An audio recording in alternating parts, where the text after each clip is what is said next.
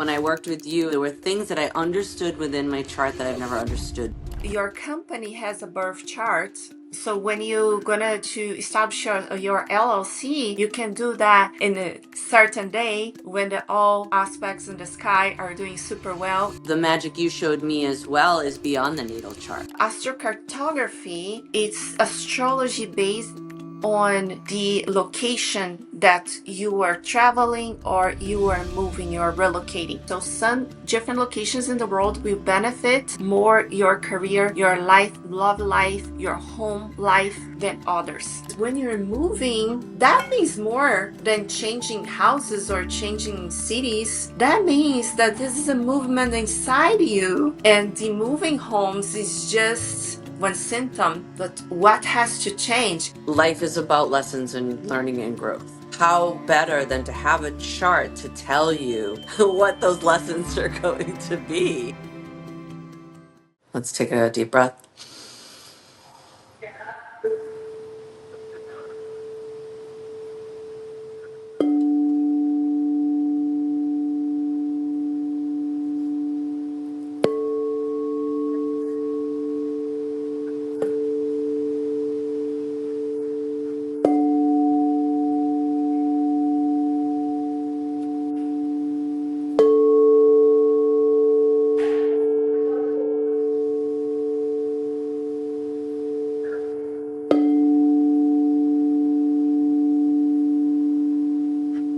So welcome back to the Sageful Living podcast. We're joined today by Camila Ponntes.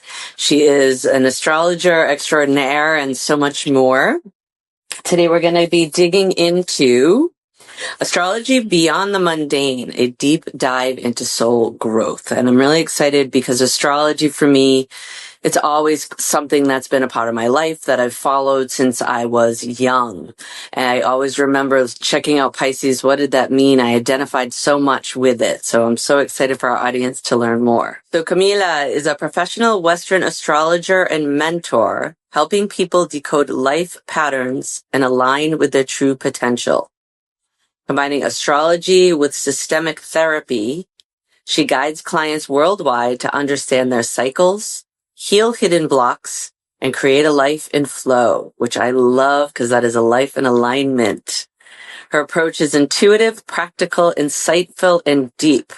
Because when we understand the stars, we have a roadmap back to ourselves. So welcome, Camila. So excited you are here. Thank you, Susan. Pleasure to be here with you. Thank you for inviting. You're welcome. So before we dig into astrology and what's going on in the stars, tell us a little bit about you, because one thing here that I love to highlight are people that are crossing both sides of the tracks, where they are still in the corporate professional world, but yet they have spiritual practices and businesses. So tell us a little bit about yourself and where you came from and what you've been doing on this planet. Yes, amazing. Susan, I am from Brazil, as you know, and I moved to the US 7 years ago. So my first career in Brazil was as an attorney, a lawyer. And I was working with a general law, but then I went to more taxation and corporate law.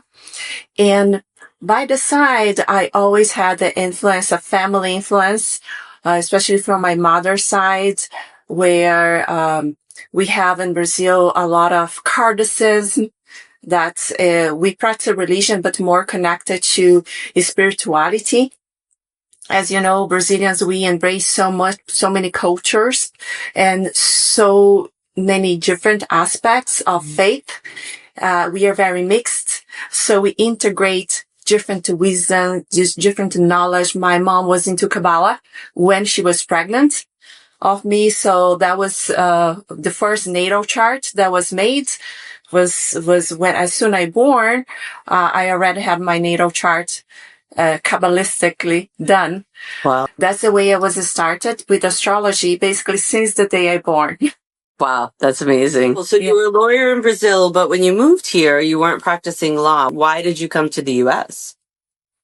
I came to the U.S. because I met my ex-husband during vacations in Indonesia. And we started dating in Indonesia, and then he flew to Brazil. He invited me over to Texas by then.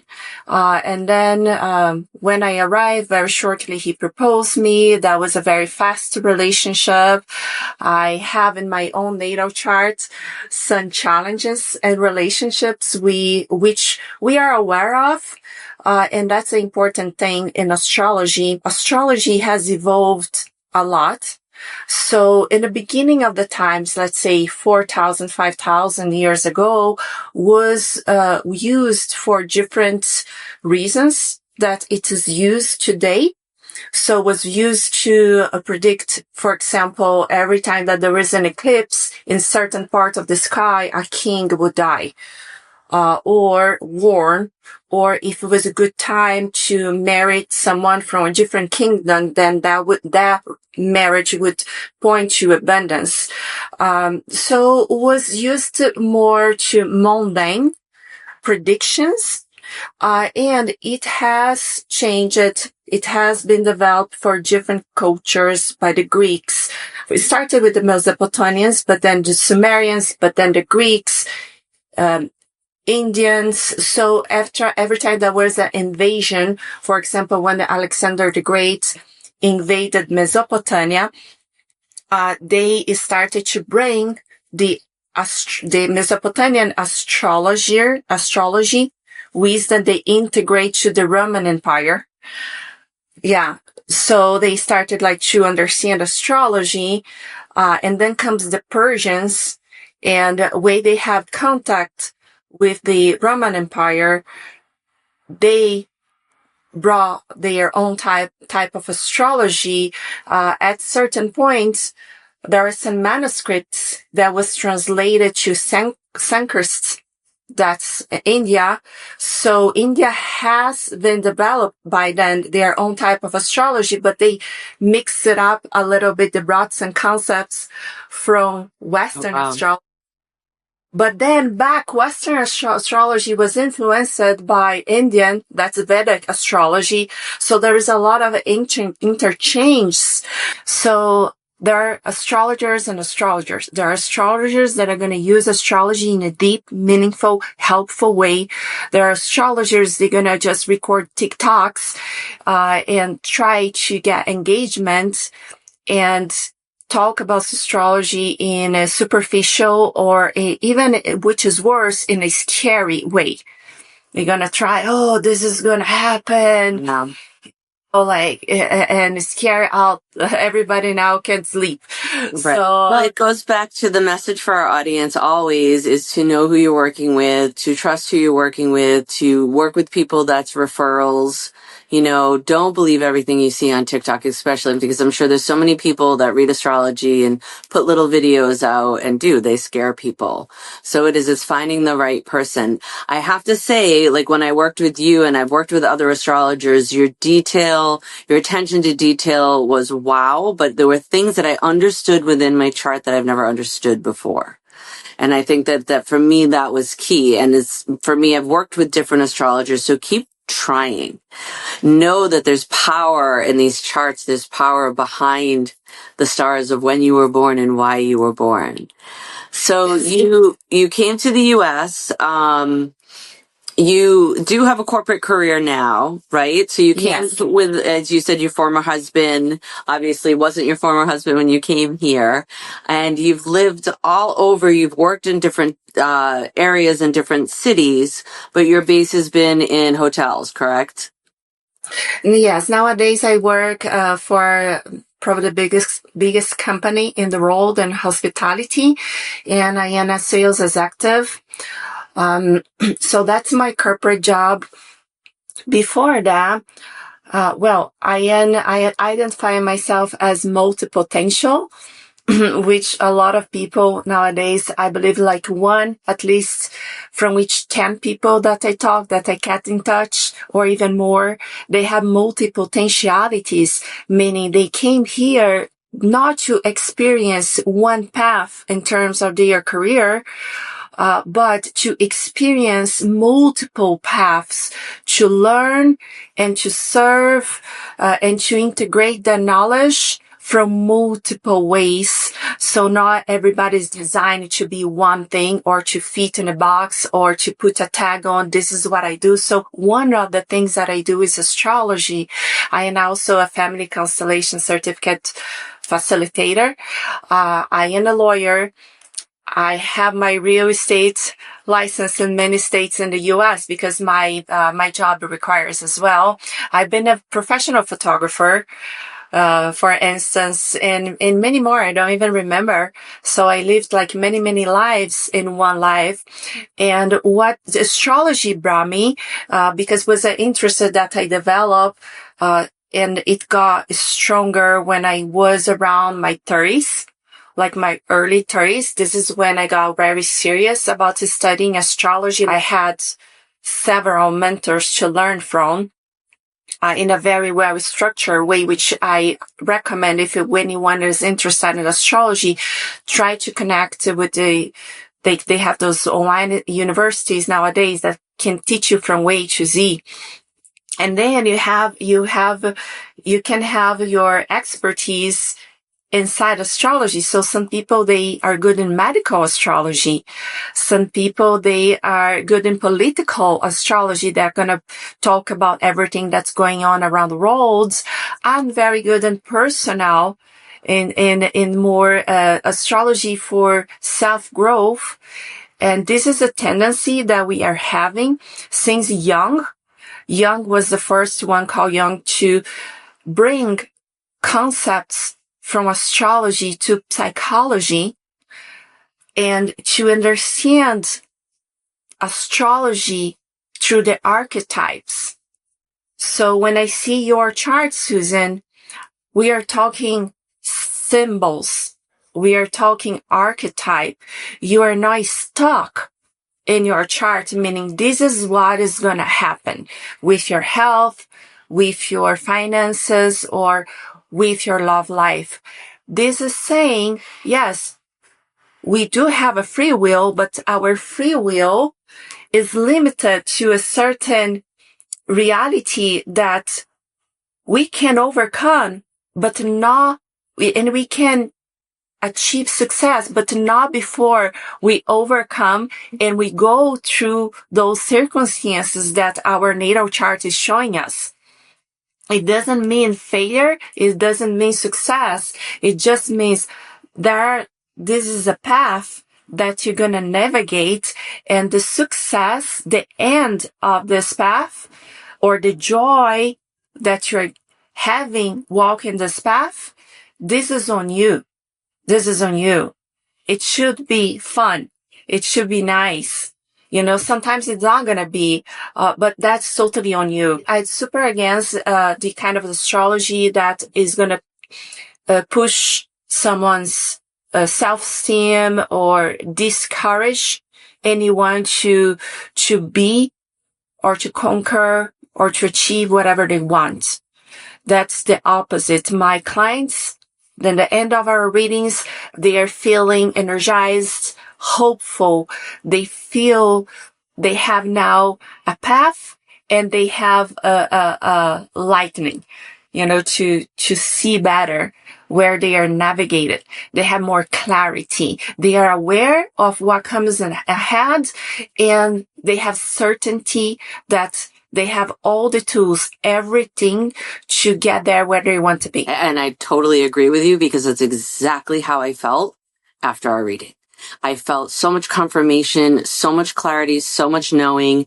And even now I look back at the transits, like right now something happened in my life and I'm like, oh, okay, I have to get responsible. I have to do this. And knowing we were doing this call, said, let me look at my chart. What's going on? And no, word of a lie, November, December, maturity and responsibility. And it was like, exactly. And that's why this is happening to me right now. But I can look at that and almost laugh and feel peace because it was in the cards. And like you said, it is my choice to be like, okay, this is what I got to do, instead of, and freaking out and this is happening and going into, you know, that sympathetic fight or flight.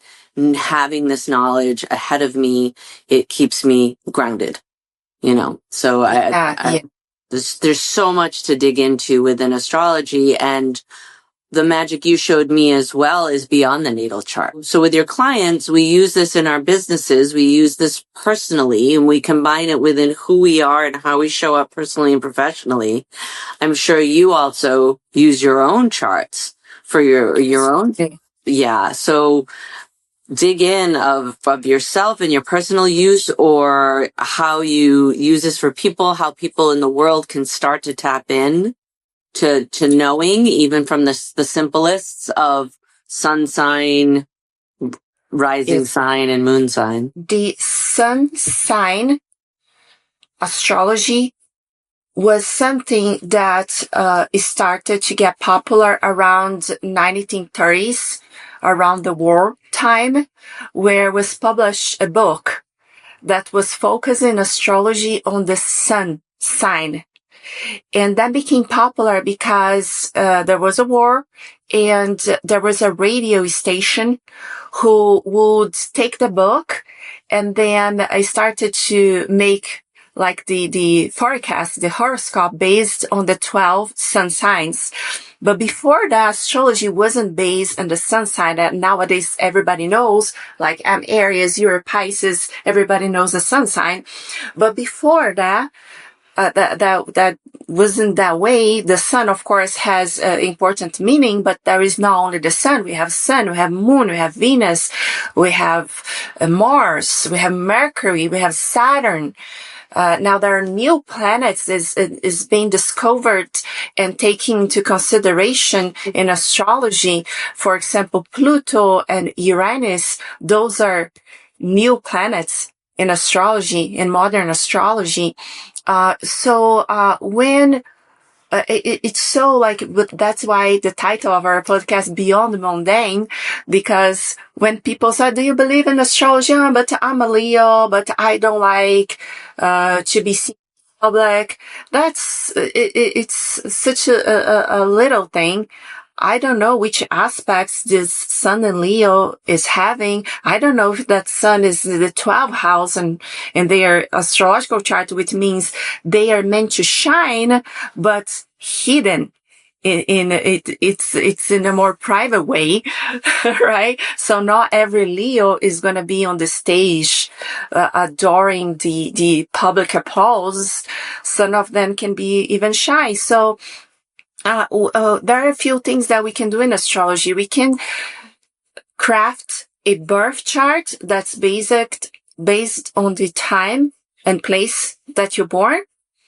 And that information, it's very relevant because it's going to give your characteristics, but especially the challenge that we are talking about, that you're going to be here facing those challenges, and the result, the outcome is totally up to you and how you face those challenges.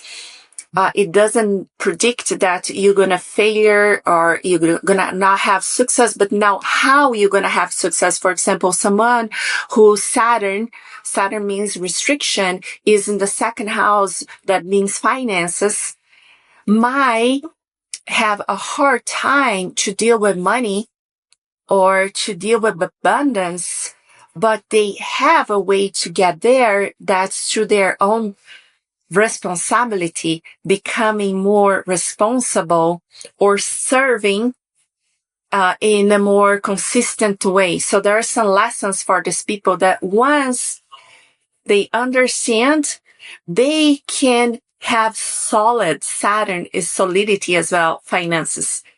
They can build a very strong financial base, for example.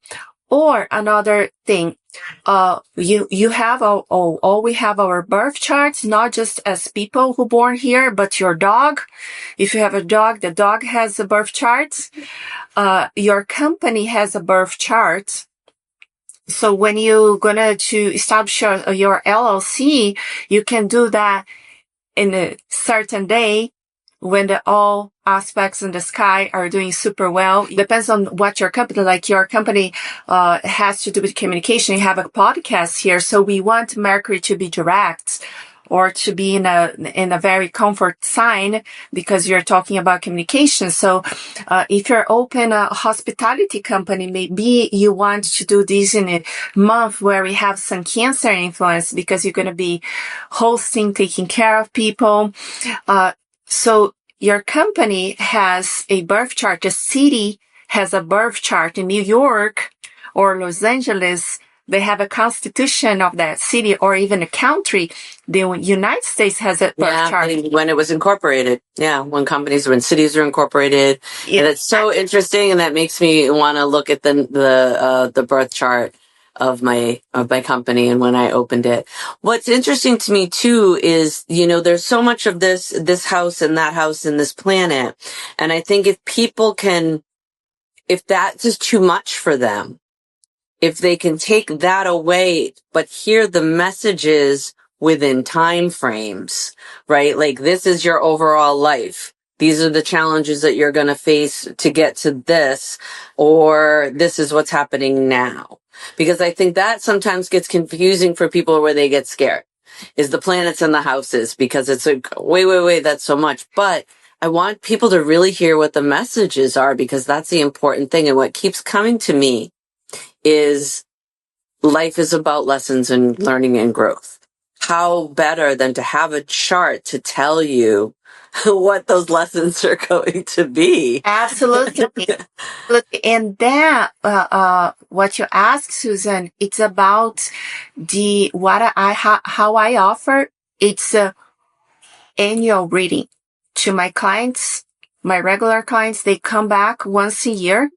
And in this annual reading, I'm going to talk not just about their natal charts, but about the transits, about the progressions and the solar return, that are methods that I apply to help them to understand and navigate their current transits, their current challenges. Not just challenge, but also good phases that it's ahead of them, so they can prepare for that. So the transits are the planets transitioning through the house? Through the chart? Through the chart. Now, according your natal chart, how your houses are situated, because the house system is according your rising sign, then it's going to talk how those changes will affect you differently than will affect me when we are going through the same transits. For example, the midlife transits. The midlife transit can impact Susan's career, for example. You may have a change of career. To me, it can impact my relationship. I might have a divorce or a change in my relationship. So our midlife crisis, how that gonna hit on us, that could be through different areas of life. Right. And you can see this within the chart. So let's go beyond the mundane, because when you and I met, there's so many different charts beyond, like we said, the natal chart. Okay. Let's talk about this then, because the transits is a preparation where you get to understand where you are, what you're navigating for the next year, if it's a good time to move, to start a new career, to sign a contract. Such a contract. What the areas of concern. Some women want to get pregnant.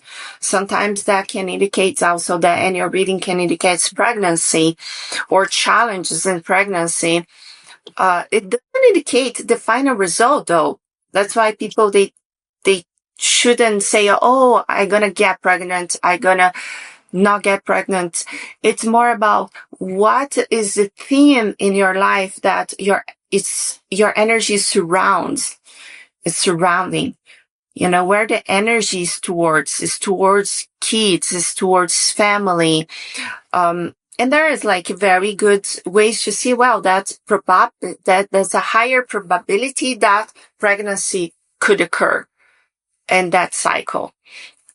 Now, Astrocartography, it's astrology based on the location that you are traveling or you are moving, you're relocating. So tell me what the chart is. You take your natal chart and how is this created? And then it's like a map and there's all these lines of the planets. I love this question. This is a very interesting question that people don't ever think about, but it's, fantastic, Susan.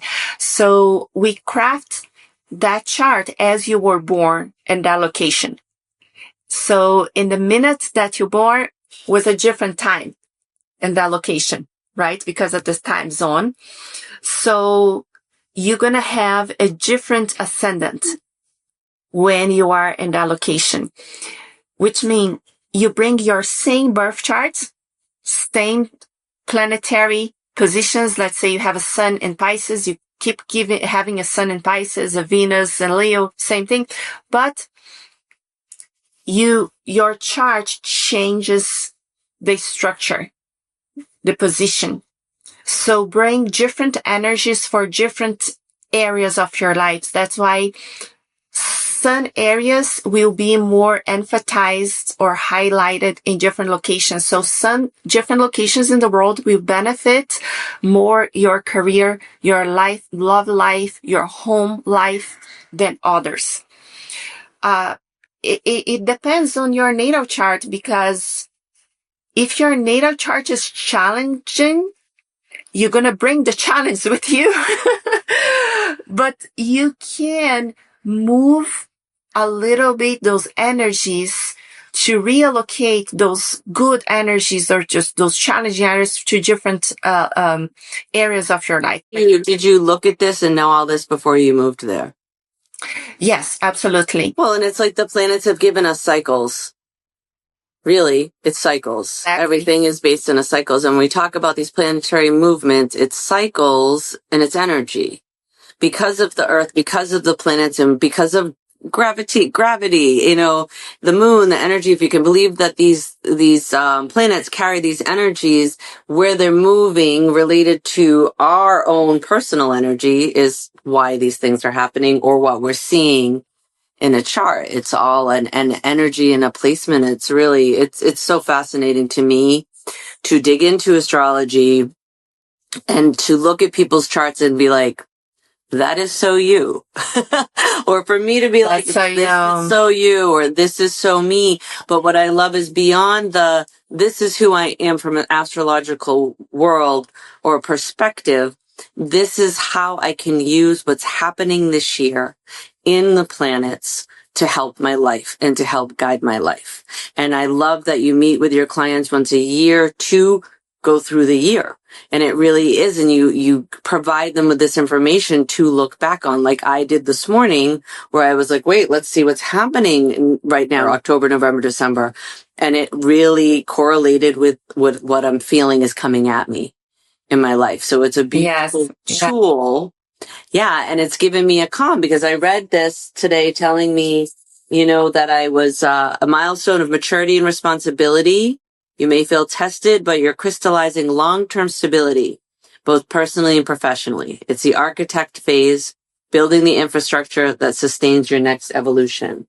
And that hits me so much, first of all, because what I'm going through, and that gives me the calm, because that talks about long-term. To say, it's okay, I need to go through this right now, because it's bringing me to a higher evolution. But then to see the words architect, structure, build, just personally, spiritually, that reminds me of my dad. And finances and my dad were always very tied. So to get that message and it to be put in a way, in a building structural way, I feel in a way it's also a message from him that everything's going to be okay. But I need this right now. It's time for me to take responsibility and maturity around my finances. Yeah, I'm glad to hear, Susan. And sometimes the clients, they share with me even months later, or during the reading, that happened. But I always like to see what is behind the manifestation, of the moving, because when you're moving, that means more than changing houses or changing cities. That means that this is a movement inside you. And the moving homes is just meaning, one symptom, but what has to change inside you that you're manifesting outside you. Or for example, your car, that sometimes those silly things like, you can have problems with your car, and we can see it in the chart, but what cars means in a metaphysical way. Car, when we drive our cars, doesn't mean we take the direction of where we are going. Yeah. So what those Mars transits can talk not just about the car. I don't want to know about the car. I want to know about what's the difficulties that I am having right now to being the driver of my own life and choose where I'm gonna go, or why I am just paralyzed or not going anywhere, or just broken where I want to go, but then my car is broken and I have to fix, and then I have to fix again, and how this is blocking me to follow with my plan and with my direction, with assertiveness. So we can always correlate any symptom, any manifestation, with something that we have to correct on soul, within our own attitude. And this is where the free will comes. That, okay, I know that there is something about me that's the way I act is not giving me the results that I want to have. So the person's responsibility on how to deal with the transits, while the transits are just showing us what we can do, what we should be doing. It's like hearing your own body. Like when I have a headache, what do I want? I want to take a pill to stop the headache, or the headache is just telling me that I'm not drinking water enough, right? Or I'm not sleeping enough. So our natal chart also point us things that is just a symptom of what, but how I want my life to manifest, even through the hard times, that's on me. Right. Like yesterday, and she texted me, and she said, I'm not having a great time about my finances. My finances are getting tighter. And of course she has some transits to pointing that, but because you have transits on your finances doesn't mean that it has to be the case. It's much more practical. So what I told her is that, well, usually our finances, when they're not good, it's showing us that we need to serve more or to serve better.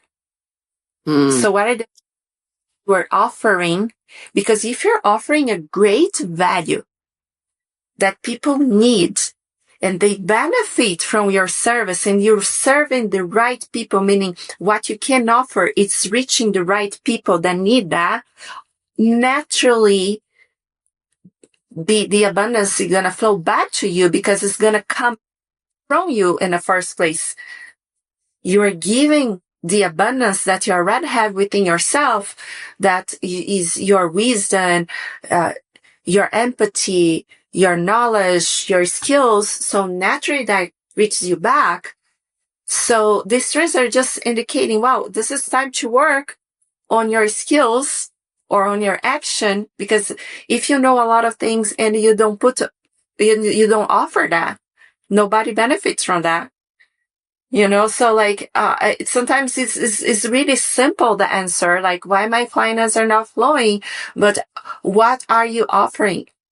Right. Like from how, right. It's a changing of perspective. Yeah. That you have to change with the times, right? Like you have to keep up with the times, and maybe you're not offering enough or the right thing. So let's look at a different thing instead of just complaining that the money stopped flowing. or the planets are affecting you, look, astrology going on in my chart. Yeah, that's going on to push you to take an action.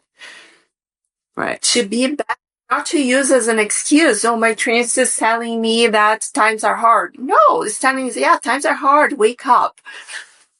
Wake up. It's time to take action. I think that's a big part of all of this work between family constellations is action. You know, we can have these revelations, but then we have to take action. You can get your chart read, but then use it. Take that action, see it as an opportunity for growth, for learning, for transformation. And that's what I think as an astrologer, that astrology has its limitations. The way I see astrology nowadays, it's a very good tool to identify a lot of things that need attention in your life. But how you're going to deal with that, this is on your own consciousness. As higher conscious as you are, you can take advantage of the reading and then look for, okay, who can help me? Maybe I can help myself because this information she gave me is enough, but maybe I need a coach. Maybe I need a therapist. Maybe I need a financial advisor. Maybe I need a personal trainer because I need to get help here, you know? So the astrology can be used as a healing tool, but most of all can be used as diagnosing what's going on. And then you got to take that information and now we start to work on yourself. One of the big examples of people who has a challenging Venus. Venus is the planet of affection, love, money. Some people, if they have Venus in Scorpio, for example, they are being known as being very deep, very committed. But then that there is the other side of the planet. Every planet has like a good and bad side, meaning like there is no bad planet or good planet. There's two sides of the same energy. So a Venus in a Scorpio, for example, can be very controlling and can have feelings of jealousy during these interactions with the romantic opportunities, especially. So if I know that I have the tendency to control, to be jealous, now, what do I do with that, right? What's the advice for someone with a Venus in the Scorpio, right? Is to understand that you don't need to beg for love. Love is something that comes to you naturally. It comes when you are very relaxed, when you're distracted. As more you chase, and more you want, more that thing will run. Because nobody likes that sensation of, I want to take from you. I need you. Right. If they feel now they are object of obsession, they're going to step back. Right. So those are great things to see within your chart and to know, right? So then you see, wow, I'm always chasing. It's been there my whole life. It's always been there in my chart. I got to change the way I go towards relationships. That's fascinating. So tell me a little bit, we're going to have to wrap up soon, but tell me a little bit about balancing a professional career and an astrology career, right? Because I know there's so many people that are waking up to their gifts and their skills and they want to go out and change the world and make that their whole life. It's not always the reality, right? We have to sustain our lives. And also sometimes it's a lot to be in all the time. So I like that, that balance. So talk about that balance. I love your question, and to allow me to answer this. So first thing, our calling, our serving, it's present in anything we do, anything you do. You can have a corporate job, even though it's not the job of your dreams, like the ideal way you want to serve. But remember that you are you. It doesn't matter. Like you bring your wisdom, you bring your presence, you bring our energy in every interaction. And even though you wish, I'm a healer, I wish to work with something which is more, focused in healing. But if you're working on sales, on the clothing shop, you can be very healing in that interaction. Don't get stuck in the title.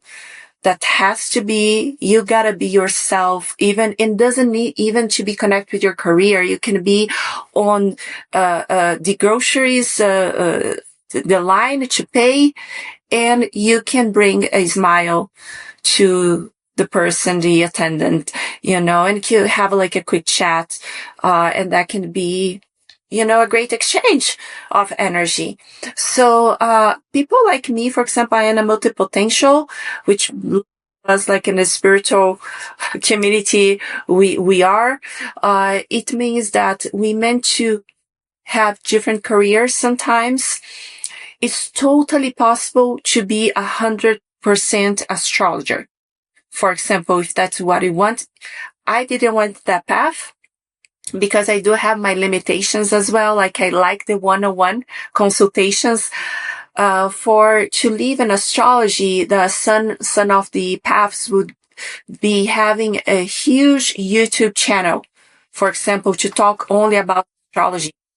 One of my limitations that I talk only about astrology, I have so much other interests that integrate. So nowadays I'm using astrology as a tool.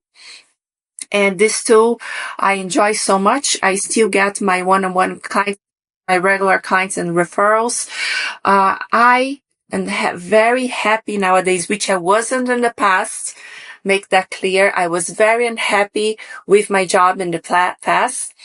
And I'm doing the same job, and now I'm happy. How can that? It came with a lot of acceptance. And that internal fight that was going on with me to be very idealistic about career. This is when I shift to understand that I can be myself. It doesn't matter where I am. Doesn't really literally be myself, and I can serve, and I can have beautiful interactions, and I can learn, especially this, I can learn so much with everyone that cross my way. And putting myself out of a position that I am the one teaching, I am the one healing, I am the one guiding. No, I am the one, we are equal. I am the one that I am the same with my client. I'm learn with my clients. I learn with my colleagues at work. And we exchange. So I'm not going to be a different person because I am in my corporate job that I am here, as an astrologer or a family constellation facilitator. And I have a new project where I'm developing this project that is about multipotential people. And I'm putting together a mentorship to help people with multiple potentialities to understand who they are, and especially to accept who they are and how it's totally possible to be successful. And you can have dash careers. You can be lawyer dash astrologer, or you can have one thing going on and you develop that. When you reach a point, you lose interest. That is no longer a calling to you. You don't feel more in your heart, then you're going to start something new.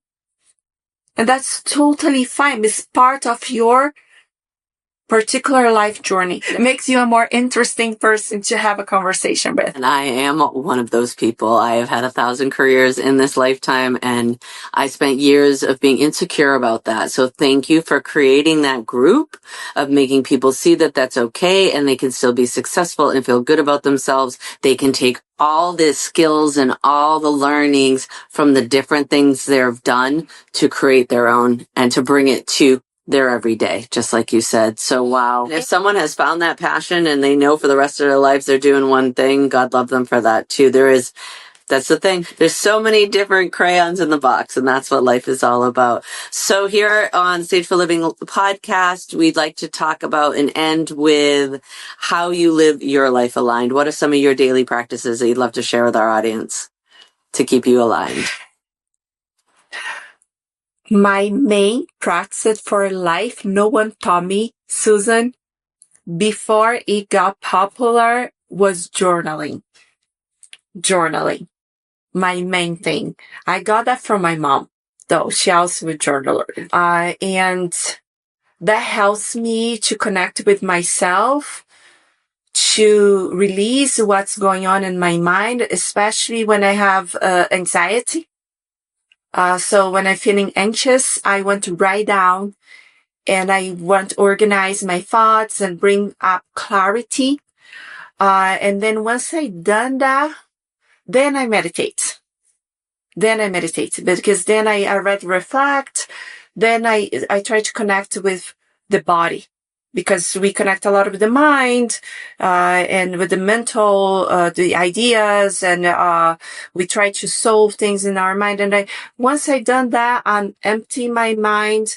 And then I go to any practice that connect to my body. That could be the breathing, could be just lay down in the sun and feeling the sun touching my body, face, the air on my hair outside, or a tub, like a bath on the tub, where I am in contact with the water and myself. I try to stay present. Yeah. Beautiful. Those are my practices. Thank you for sharing that. Make sure if you reach out to Camila, mention the Sage for Living podcast. She has a special rate for our listeners. Do your yearly astrology reading, do it around your birthday, do it whenever it feels right, and use it, look back on it. Know that what happened when you were born all over the world, we now know there's information for us. And even as everything's happening daily in the world, things are changing within our own personal solar system. So thank you, and we'll see you soon. See you soon. Thank you. Bye.